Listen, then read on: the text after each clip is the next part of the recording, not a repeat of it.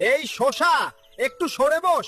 জানিস না আমি কে? আমি এই প্লেটের রাজা। আমি না থাকলে তোরা সবাই বেশ স্বাদ। মানুষ আমাকেই সবচেয়ে বেশি ভালোবাসে। বেশি অহংকার ভালো না ভাই। খেছিস? সবার আগে আমাকে পছন্দ করলো। আমি তো ভিআইপি। তোরা প্লিতে পড়ে থাক, আমি চলাম মানুষের সেবা করতে।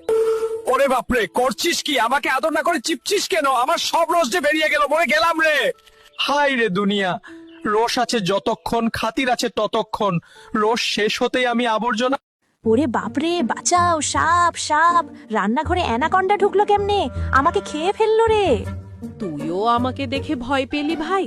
আমি সাপ না রে, আমি তোদের মতোই সবজি। কিন্তু আমার এই চেহারার জন্য কেউ আমাকে ভালোবাসে না।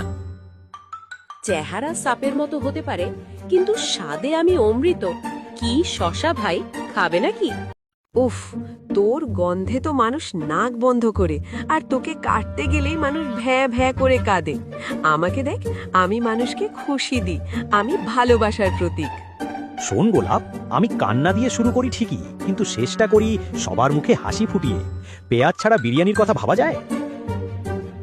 শুরুটা কঠিন হলেও ফলাফল মধুর হয়।